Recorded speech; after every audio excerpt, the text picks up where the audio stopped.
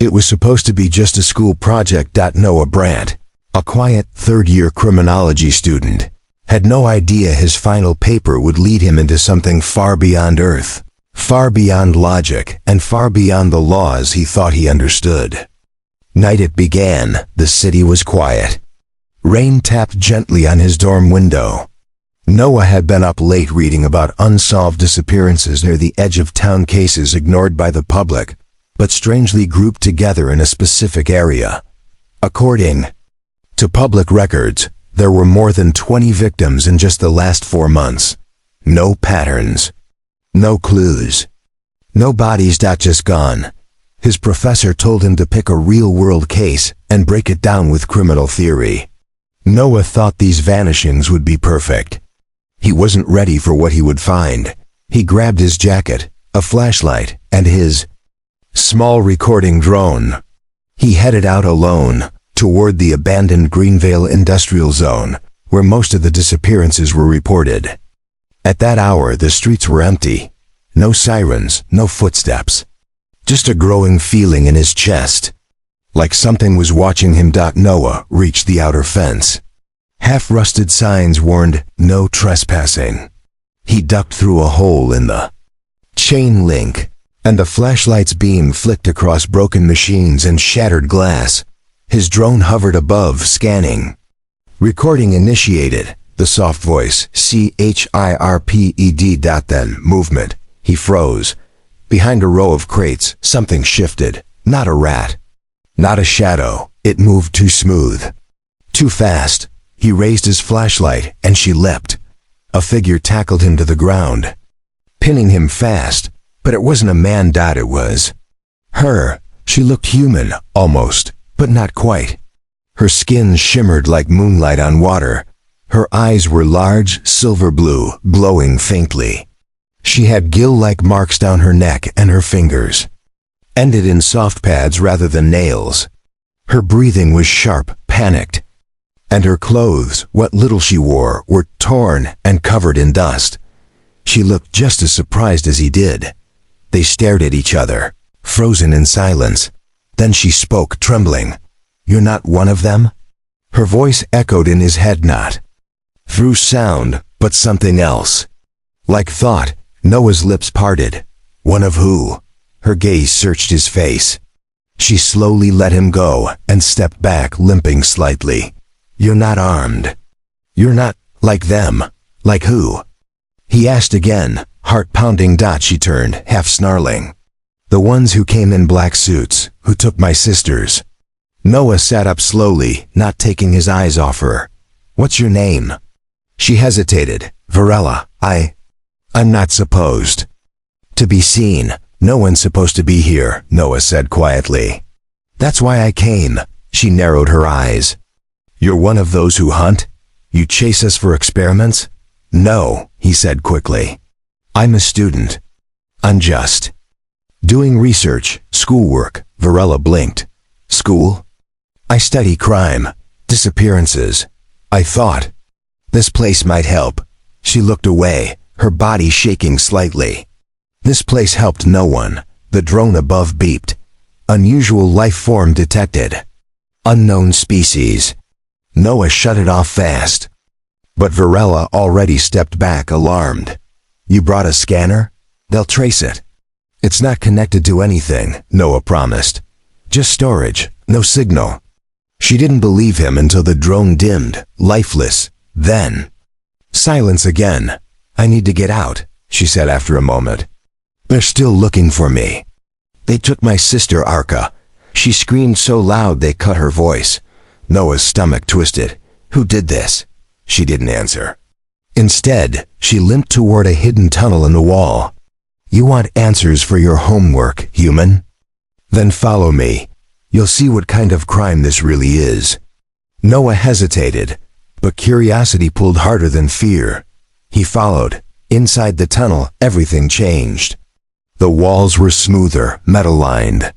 Pipes ran across the ceiling, glowing faintly. Alien markings lined the corridors, pulsing. The space didn't belong in any human factory. It went deeper. Cold air, Humming sounds, flickers of movement in the dark. Then they entered a chamber. Inside were glass capsules, some broken, some still lit, and inside one of them, a girl just like Varela, but thinner, paler, curled in on herself. "That's Arca," Varela whispered. Still trapped, Noah moved closer, stunned. "This is like something out of a lab." "No," she said, "it's worse. These aren't labs, they're farms." He turned to her. "Farms? They test us. See how long we survive. How much our bodies can take. We're not patients. We're not prisoners, we're inventory." Noah stared at Arca. And then at Varela. Her eyes were full of pain, rage, and something else. "Trust. You need to get out," she said. "You've seen too much." "I'm not leaving you behind," Noah said. Stepping toward the capsule, Varela's expression softened, and that was when the lights flickered and a door slammed shut behind them. Voices echoed in another language. Something was coming. And now, Noah was no longer just doing homework. He was part of the crime. The voices came closer, fast, sharp, and mechanical. Noah couldn't understand the language, but he understood the tone. Soldiers, orders, no hesitation. Varela's face went pale. She grabbed Noah's wrist. "This way," she whispered. They sprinted down a narrow corridor behind the capsule chamber. The tunnel sloped downward, the air growing colder, heavier. Lights above flickered. Metal groaned. The whole place felt like a living machine, watching, breathing, waiting to close in. Behind them, boots hit the floor. 6? Maybe more. Varela turned a corner sharply and slammed her palm against the panel. The wall opened into a hollow space, just large enough for them to crouch inside. Noah's breath was loud in the silence. Too loud. Varela leaned close, her face inches from his. "Don't move," she mouthed. Noah nodded, but his hands trembled. He could feel her heartbeat, too fast and sharp like a trapped bird. The soldiers marched past outside. Their armor clanked against the floor. Their eyes glowed beneath black visors. They didn't speak. They just moved like machines, searching every shadow. After a minute that felt like forever, the footsteps faded. Varela exhaled. Her fingers unclenched from Noah's wrist. "We can't go back up," she said softly. "There's a lower way. Through the waste shaft." "That doesn't sound safe." "It's not. But it's the only way I've used without being tracked." They crawled out of the hollow. Varela moved first, still limping. Noah offered his shoulder for support. She hesitated, then leaned on him. Her touch was light, but warm. Her breathing steadied. They descended farther into the strange structure. Pipes lined the walls, leaking slow drips of glowing liquid. Noah kept glancing around, his brain struggling to process what he was seeing. This wasn't human-made. Not even close. "What is this place?" he asked quietly. "It was built by your kind, but not for your kind." He blinked. "Wait, humans built this?" "Yes," she said. "But not the humans from your schools, your streets. These are others, the secret ones. The ones who sell off what doesn't belong to them." "Government?" Varela gave a sad smile. "You think your governments know everything?" Noah stayed quiet after that. They reached a heavy hatch. Varela entered a strange code with her fingertips, patterns that glowed against the surface. The hatch groaned open, revealing a chamber filled with steam and noise. "This is the waste control center," she said. "No guards come here, too toxic." Noah coughed. "What's the plan?" "We free Arca, then we run, just like that." She turned to him. "You're smart, I can tell. You think, you study. But you haven't lived what we've lived." Noah looked at her again. The glow of the steam made her skin shine like pearl. Her eyes, those deep, silvery eyes, seemed older than her face. "I'll help," he said. "But once we're out, you need to let me take this public. People need to know." Varela touched his chest lightly. "You won't make it public. Not if you value your life." A moment of silence passed. Then she stepped toward a console. Adjusted dials, pulled a lever and something rumbled far above them. "Capsule lock systems are now open," she said. "Arca can be freed, but only for a short time. We must hurry." They moved again. Back into the heat of danger. The halls above were quiet. Too quiet. When they reached the capsule room, Arca was already stirring. Her body weak, her breath shallow but. Her eyes opened slowly. "Varela," she whispered. Varela rushed to her side. She opened the glass door and wrapped her arms around her sister. Noah turned his head to give them space. But then something else caught his eye. Another capsule. Smaller. Empty. Inside was a data pad. He reached in and pulled it out. The screen flickered to life. Lines of data scrolled, logs of test results, hormone balances, forced breeding simulations, and one record that froze him in place. Subject hashtag A-671. Fertilization attempt successful. His blood went cold. He showed it to Varela. She stared at it, then slowly touched her stomach. "No," she whispered. Her knees buckled. Noah caught her before she hit the floor. "They took samples," she said shakily. "They said it was for analysis. I didn't know they were using them. I didn't feel anything, just sleep, just darkness." Noah held her steady. "You're pregnant?" Her voice cracked. "I don't know, maybe that's why they want me alive." Arca reached out and touched her sister's hand. "They won't." "Stop." Noah felt something shift inside him. This wasn't homework anymore.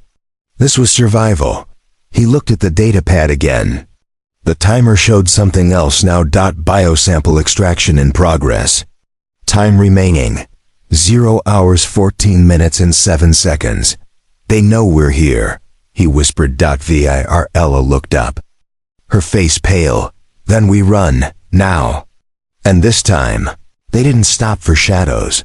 They ran with the weight of stolen life behind them, and something unknown growing inside her. Noah led the way now. The data pad in his hand flashed warnings in red. The countdown kept ticking. Biosample extraction in progress. Time remaining. 0 hours 10 minutes and 43 seconds. He had no idea what kind of extraction it meant, but judging by the panic in Varela's eyes, it was something bad. "Really bad. We have to get out of range," she said. "If we stay inside, they'll track the signal directly to us."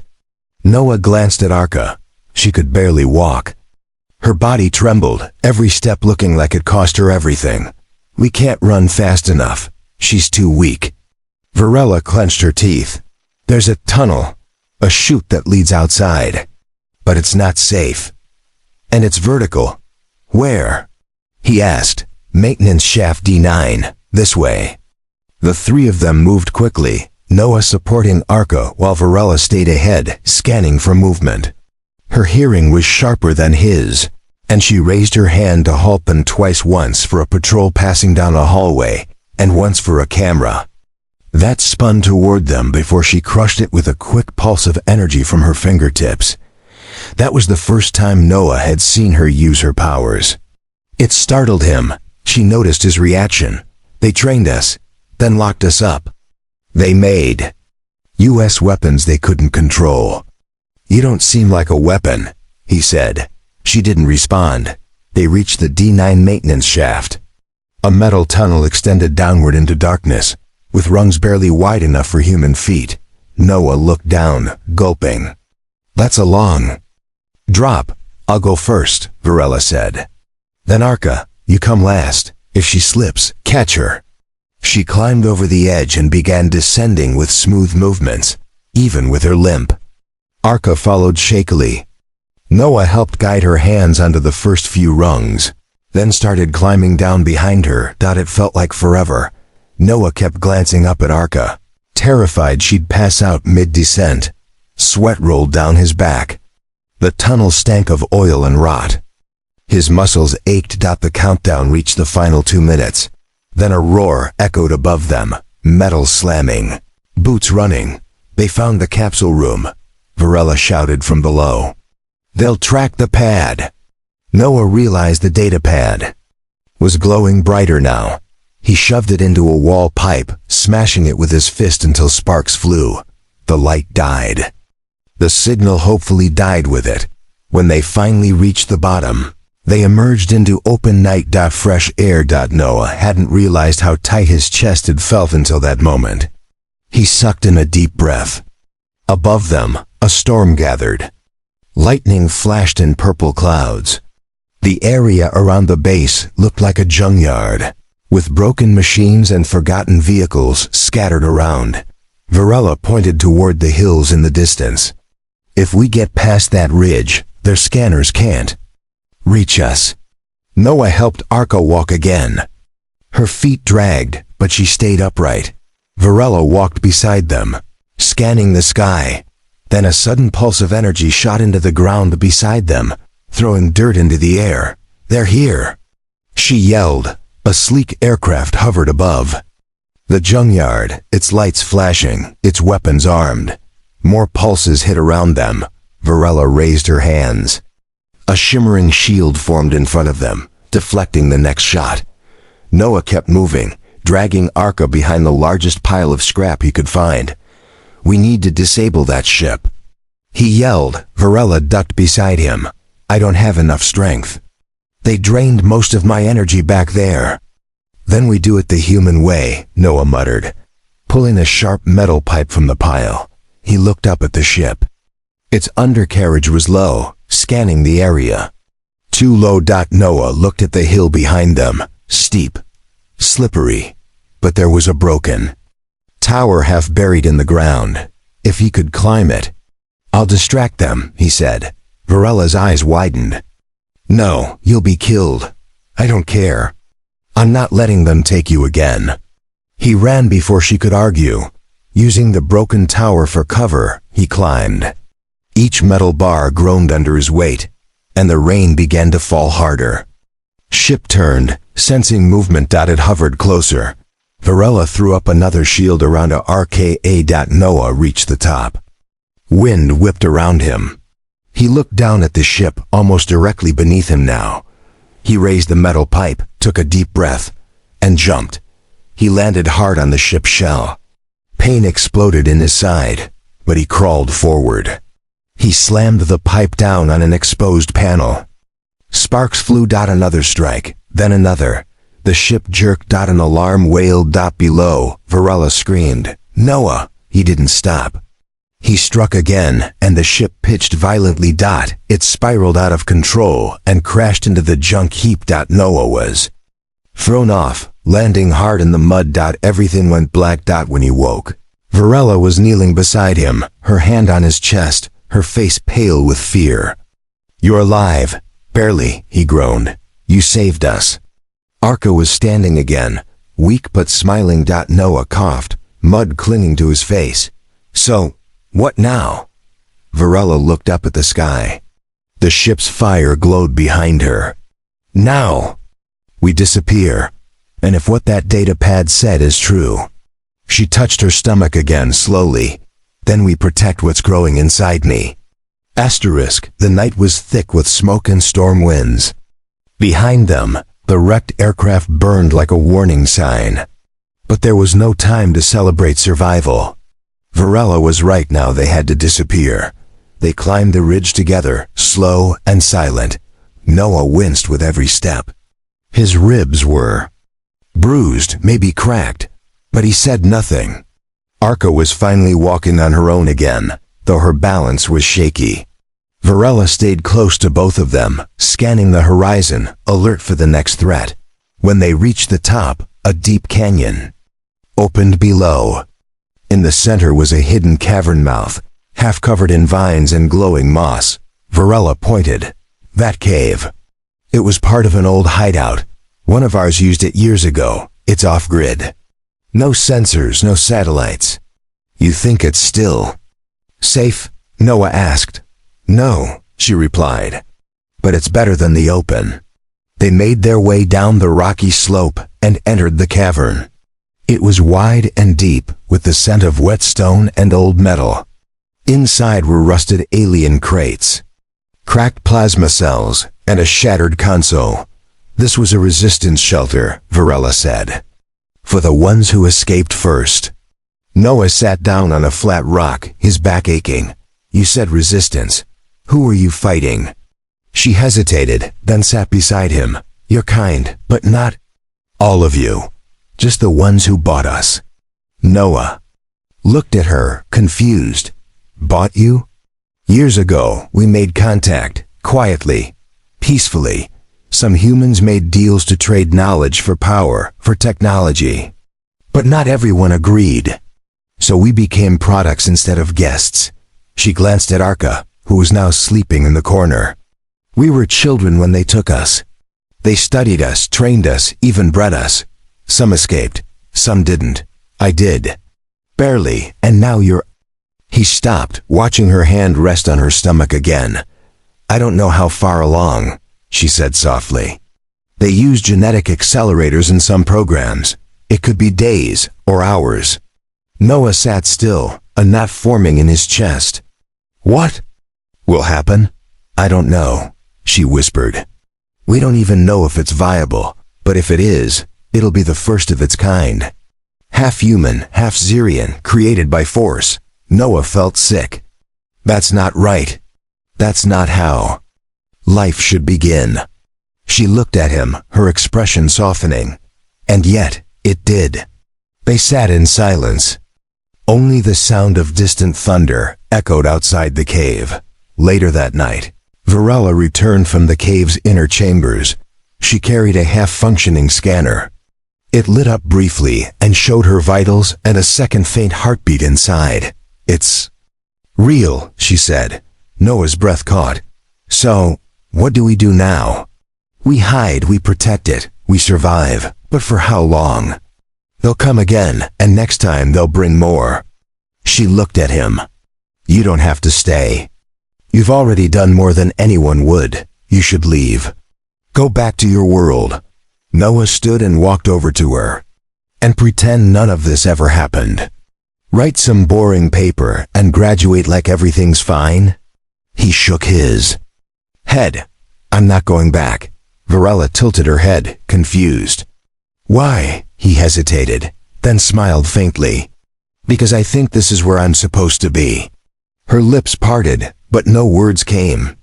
She looked at him differently now, like someone she hadn't expected, but might begin to trust. Suddenly, a light flickered at the edge of the cave. Noah turned fast, grabbing a broken rod, but it wasn't a soldier. It was a drone, his drone. The one he'd turned off. It floated slowly into view, blinking. I thought I shut it down, he muttered. Varela's eyes narrowed. You didn't. It rebooted. The drone chirped. Scanning complete. Uploading video feed. Noah lunged and smashed it against the cave wall before it could say more. Too late, Varela said. He stared at the crushed pieces. No, we move, she said instantly. Arka woke with a gasp.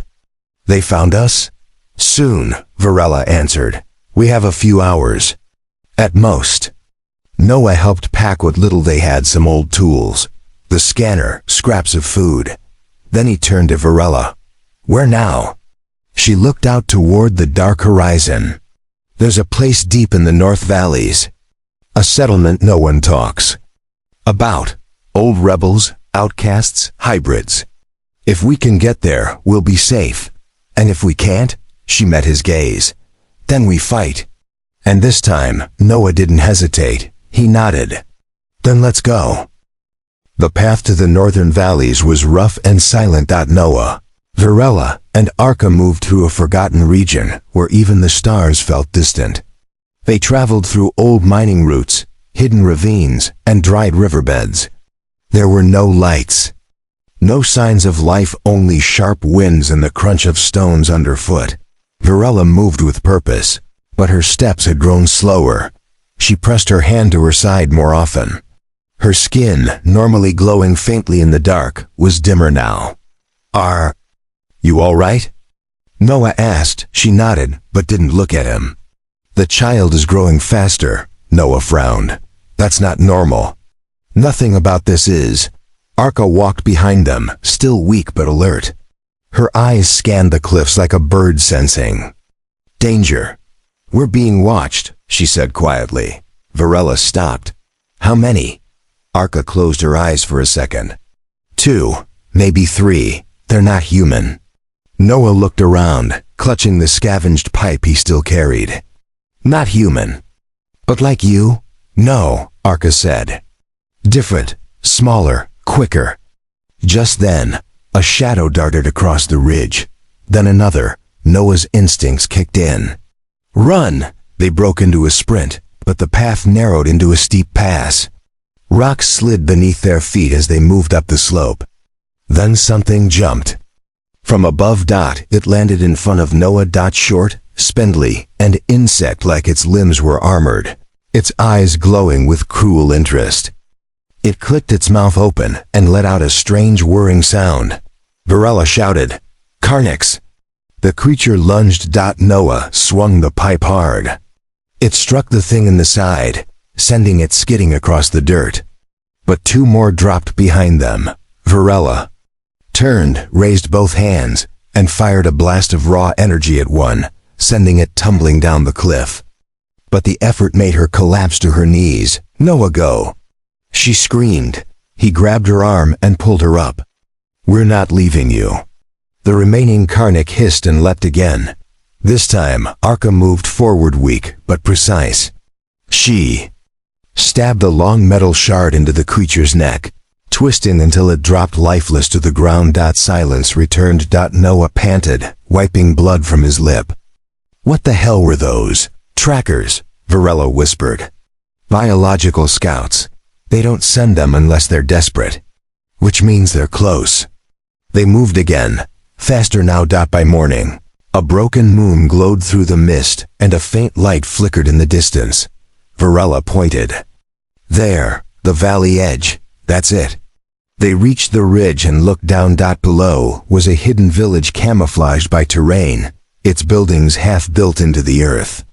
Dull fires burned in pits. Strange figures moved around them. Some humanoid, some not. Noah felt a shiver crawl up his spine. "They don't look friendly," he said. "They don't trust outsiders," Varela explained. "They've been hunted for years. But they won't hurt us if I show them who I am." "And who are you?" Noah asked. Varela looked at him, then placed his hand over her stomach. "Something new," she whispered. They walked into the valley. Slowly. Guards spotted them before they reached the center. Strange weapons were raised guns made of bone and light, swords that hummed when drawn. A large figure stepped forward. His body was thick with muscle and scars, and his eyes were black as coal. "You shouldn't be here," he growled. Varela stepped forward. "Tell Rimatal that Varela has returned." The name caused a stir. Whispers spread. Weapons lowered slightly. Within minutes, they were led deeper into the camp, into a dark tent lit with flickering crystals. Inside was an older alien woman. Her body wrapped in silver cloth, her left eye missing, replaced with a shining stone. "Varela," she said with a slow breath. "We thought you were dead." "I almost was," Varela replied. "But this human saved me." Rimatal turned to Noah and studied him. "You are not like the others." "I didn't know any of this was real, but I do now." Rimatal stepped forward and pressed her palm gently against Varela's stomach. Her expression changed. "It's begun," she said. Varela nodded. "Faster than expected, and it's strong." "You'll stay here," Rimatal said. "You'll be protected. But know this, if what grows inside you lives, the world above will come for it." Noah looked at her. "Then we fight." The elder nodded. "You'll have to." The valley changed in the days that followed. Noah noticed it first, how the strange villagers, once cold and distant, began watching him not with suspicion, but with a quiet respect. They never said much, but when he passed, they stepped aside. When he helped lift crates or clear old equipment, they nodded. He was still human to them, but not just human. He was something else now. One of them, or maybe it was because of what Varela carried Dot each day. Her body changed. Not in painful ways, but in ways no one expected. Her skin became brighter, her movements slower but more graceful. She needed more sleep, more warmth. The child within her was growing fast but stable. Rimatal watched over her like a guardian. She performed old rituals Noah didn't understand, whispers.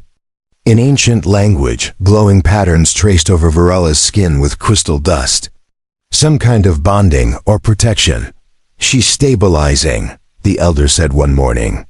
And the child listens. I can feel it. Listens? Noah asked. Rimatal nodded. The unborn can hear in ways we do not.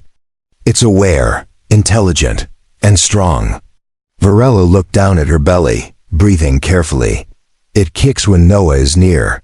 Rimatal raised an eyebrow. It knows its father. Noah flinched. I didn't. You didn't choose this, Rimatal said. None of us did. But it chose you. He looked at Varela, but she didn't argue. Instead, she reached for his hand and placed it gently over the curve of her stomach. Her skin was warm, almost hot. And then, beneath his palm, something moved. A soft pulsing kick. Noah swallowed. He had no words. In that moment, something changed in him.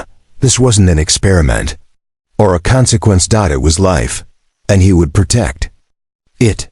That same night, the valley sky lit up. A red beam shot across the clouds, slicing through the silence. Sirens wailed. Villagers rushed to their stations. It's a scan pulse, Rimatal shouted. They found us. Noah grabbed a weapon from one of the crates, a short energy blade staff. It hummed when he activated it. They're coming now?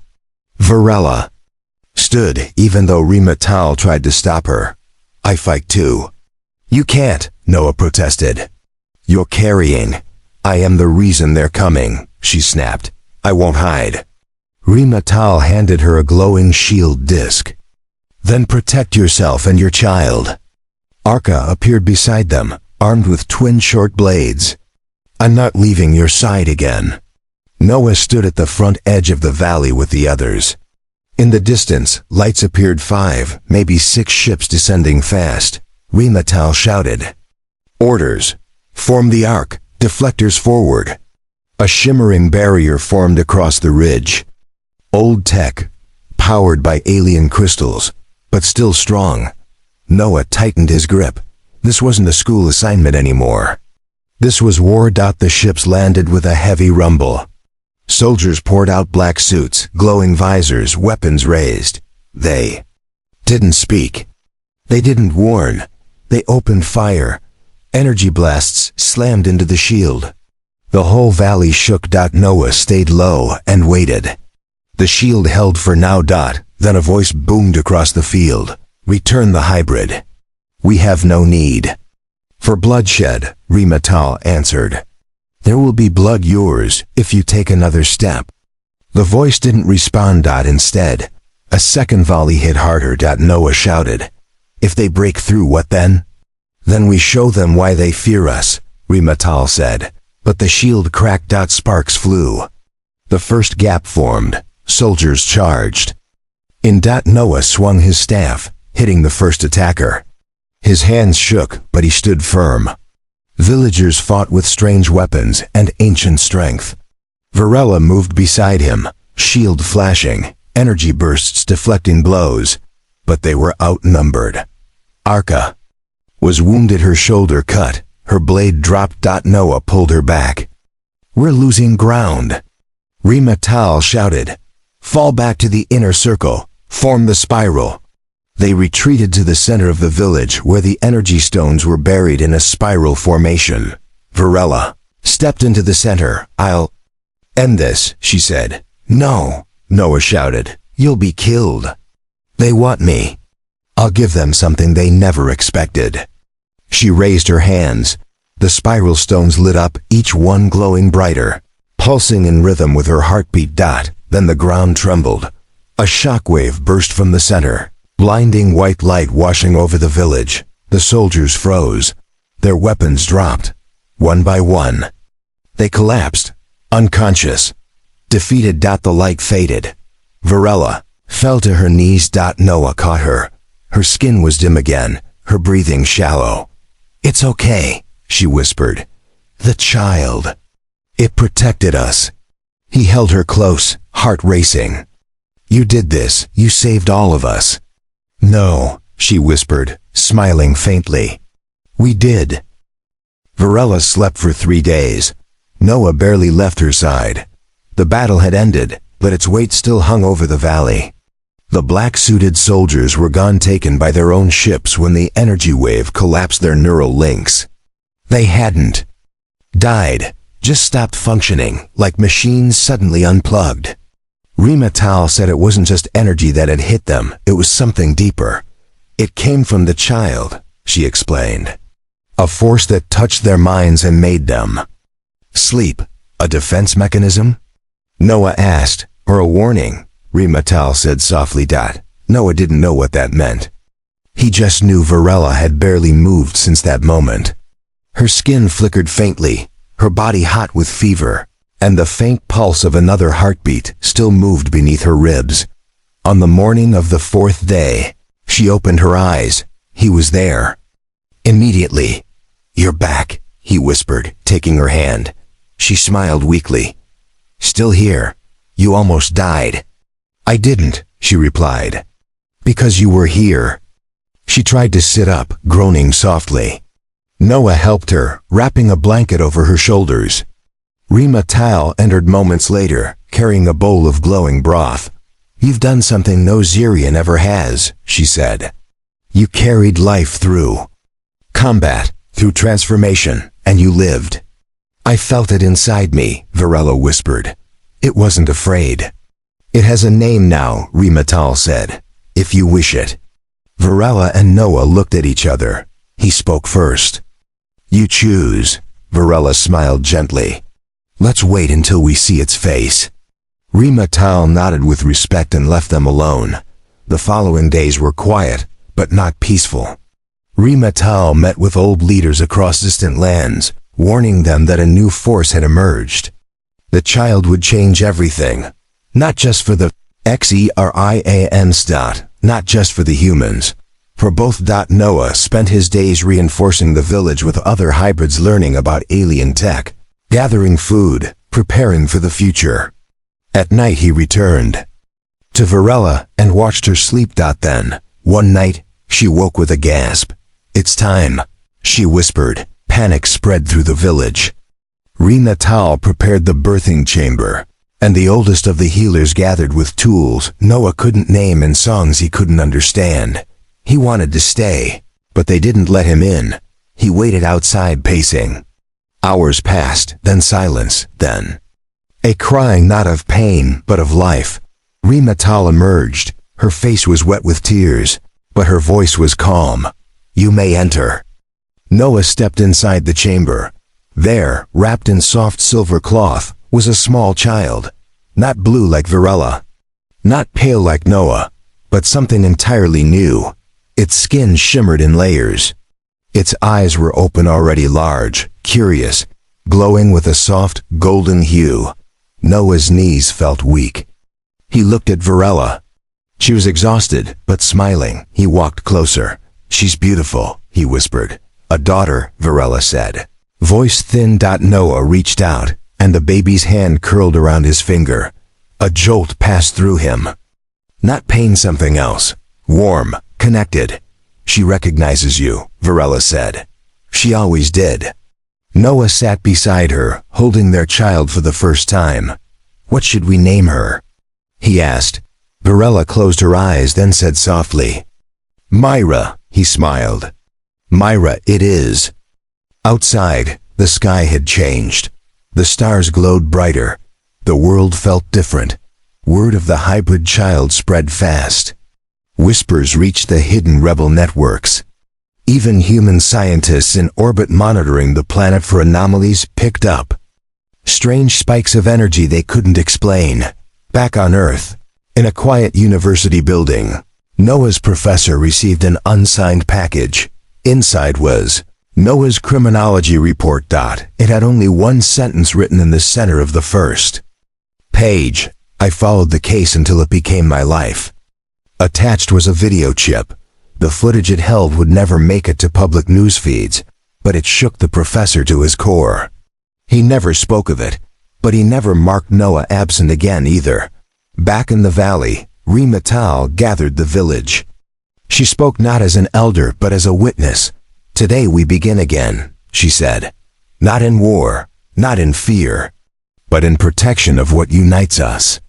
A child born of 2 stars.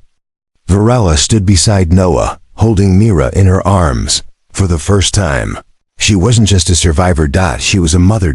And Noah wasn't just a student, he was a protector. Together, they watched the sun rise over the new world they'd helped shape. Not because they wanted to, but because destiny found them anyway. And now, they were ready.